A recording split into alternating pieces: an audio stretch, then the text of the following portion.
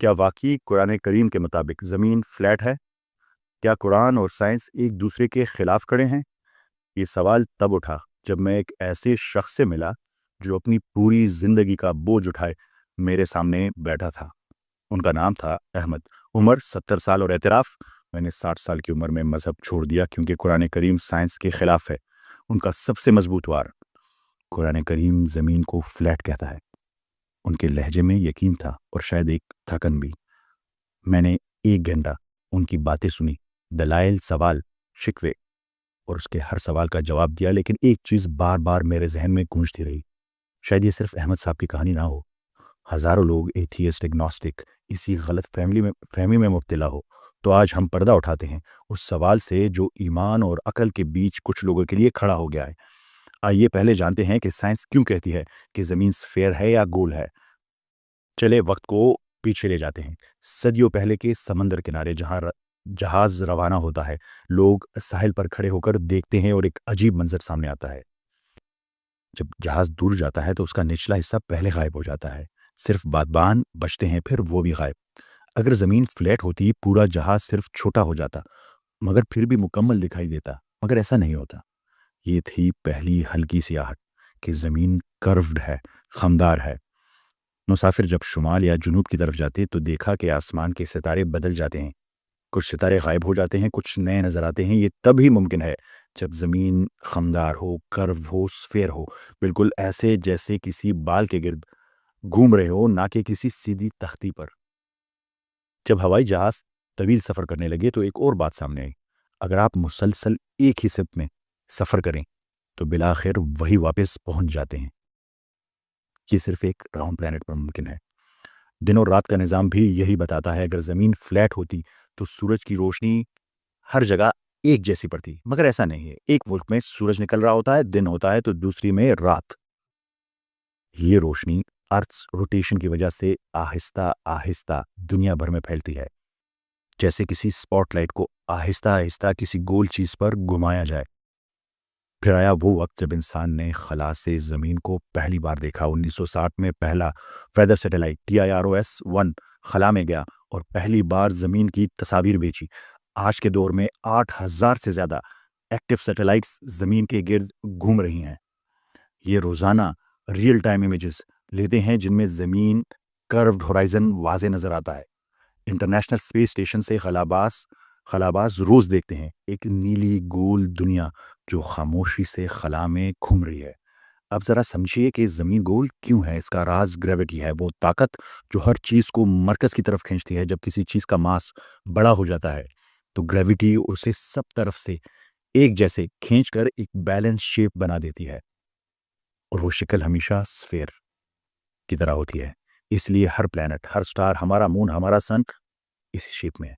اب دیکھتے ہیں کہ قرآن کریم نے 1400 سال پہلے زمین کے بارے میں کیا فرمایا۔ سب سے پہلے یہ دیکھتے ہیں کہ احمد صاحب نے کس آیت کو بنیاد بنا کر اعتراض کیا۔ وہ سورہ غاشیہ کی آیت نمبر 20 ہے، جس میں فرمایا: بسم اللہ الرحمن الرحیم وَإِلَى الْأَرْضِ كَيْفَ سُطِحَتْ، اور زمین کی طرف کہ اسے کیسے بچھایا گیا ہے۔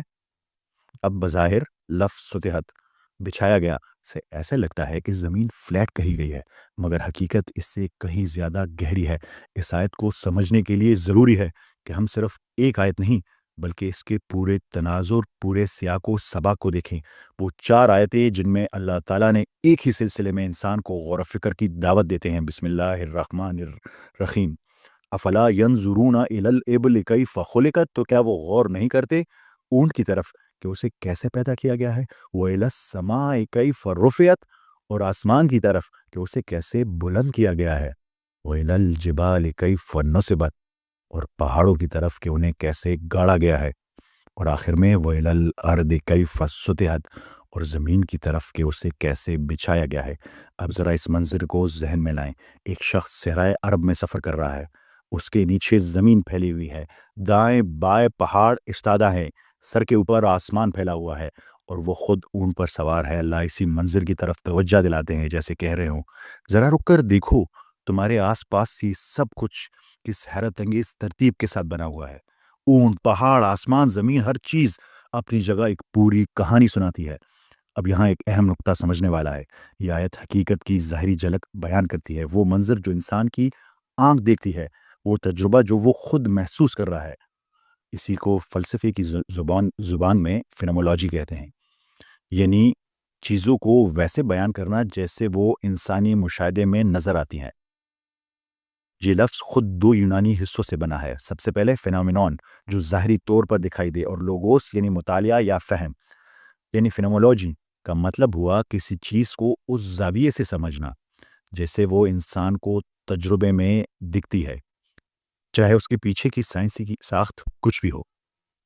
یہ خیال کوئی آج کی ایجاد نہیں، پلیٹو اور ایرسٹوٹل بھی ظاہر اور حقیقت کے فرق پر بات کر چکے ہیں، لیکن اس فلسفے کی باقاعدہ بنیاد ایڈمنڈ ہسل نے 18 سینچری میں رکھی، وہ جرمن فلاسفر جنہوں نے انسانی تجربے کو خود ایک علم بنا دیا۔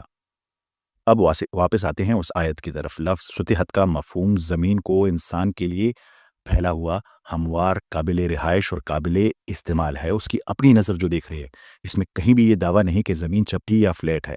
یہ لفظ فنکشن بیان کرتا ہے، نہ کہ جغرافیائی شکل۔ اس لیے جب کوئی کہتا ہے کہ قرآن کریم زمین کو فلیٹ کہتا ہے تو اصل میں وہ آیت کو اس کے منظر، سیاق و سباق، زبان اور انسانی تجربے کے پورے پس منظر سے الگ کر کے دیکھ رہا ہوتا ہے، اور وہی غلط فہمی جنم لیتی ہے۔ اب اگلے حصے میں دیکھتے ہیں کہ قرآن کریم نے اس دور میں جب نہ دوربین تھی، نہ ٹیلیسکوپ، نہ جدید سائنس، زمین کی ساخت اور کائنات کے نظام کو کن حیرت انگیز الفاظ میں بیان کیا۔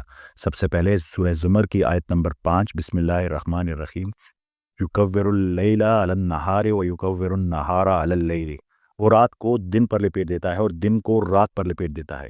یہاں لفظ ہے یکورو، یہ عربی روٹ کاف واو رے سے ہے، جس کا مطلب ہے لپیٹنا، گول گھمانا۔ عرب لوگ یہی لفظ امامہ لپیٹنے کے لیے استعمال کرتے ہیں، یعنی کسی چیز کو راؤنڈ انداز میں لپیٹنا۔ قرآن کریم کہتا ہے اللہ دن اور رات کو ایک دوسرے پر لپیٹ دیتا ہے۔ یہ منظر ارتھ روٹیشن کے سوا کسی اور چیز کے لیے صادق ہی نہیں آتا۔ رات اور دن کا ایک دوسرے پر لپیٹنا اس وقت ہی ممکن ہے جب زمین سفیریکل ہو اور گھوم رہی ہو۔ یہ ایک لفظ یکورو ہی پوری کائناتی حرکت کو بیان کر دیتا ہے، وہ نظام جو ہم آج ماڈرن فزکس سے سمجھتے ہیں۔ نیکسٹ سورہ نازعات کی آیت نمبر 30، بسم اللہ الرحمن الرحیم، والارض بعد ذالک دحاہا، اور اس کے بعد زمین کو دہا کا لفظ استعمال ہوا۔ یہاں لفظ ہے دہا، اس کا مطلب ہے پھیلانا، ترتیب دینا اور قابل رہائش بنانا۔ پر حیرت انگیز بات یہ ہے کہ عربی میں لفظ دہیا ایک شتر مرغ کے انڈے کے لیے بھی استعمال ہوتا ہے۔ دلچسپ بات یہ ہے کہ زمین کی شیپ بھی اسی طرح کی ہے، تھوڑی سی flattened at the poles and wider at the equators, بالکل ایک آسٹرچ ایگ جیسی۔ تو دہا کا مطلب زمین کو گول اور متوازن بنانا بھی ہے، اور انسانوں کے لیے لیویبل بنانا بھی ہے۔ قرآن کریم کہتا ہے کہ اللہ نے زمین کو بسایا، نہ کہ اسے فلیٹ بنایا۔ اب جب ہم سائنس اور قرآن کریم کو ایک ساتھ رکھتے ہیں تو حقیقت صاف نظر آتی ہے۔ 1400 سال پہلے نہ ٹیلیسکوپ، نہ مائکروسکوپ، نہ سیٹلائٹ، نہ اسپیس مشنز، پھر یکورو جیسے الفاظ کہاں سے آئے؟ دہا جیسے اشارے کس نے ڈالے؟ وہ حقیقت کیسے بیان ہوئی جسے آج ہزاروں سیٹلائٹس مل کر ثابت کرتی ہے؟ کیا یہ محض اتفاق ہے، یا یہ وہی کتاب ہے جو انسان کو بار بار کہتی ہے سوچو، دیکھو، سمجھو؟ یہ زمین جو خلا کی تاریکی میں تیرتی ہے، اپنے محور پر گھومتی ہے، دن رات بناتی ہے، زندگی کو سہارا دیتی ہے، کیا یہ خود ایک معجزہ نہیں؟ کیا یہ اس خالق کی دلیل نہیں جس نے فرمایا ہم نے سب کچھ حق کے ساتھ پیدا کیا؟ اگر آپ چاہتے ہیں کہ سچائی پھیلے تو کیا آپ اس مشن کا حصہ بنیں گے؟ کیا آپ میری مدد کریں گے تاکہ یہ پیغام ان تک پہنچے جن کے دلوں میں ابھی بھی شک باقی ہے؟ صرف ایک شعر شاید کسی کے دل کا اندھیرا بدل دے۔ تو آئیں مل کر روشنی پھیلائیں، یہ سچ، یہ علم، یہ یقین سب کے دل تک پہنچائیں۔ آپ سب کی سماعتوں کا بہت شکریہ۔ ملتے ہیں اگلی قسط میں۔ اللہ حافظ۔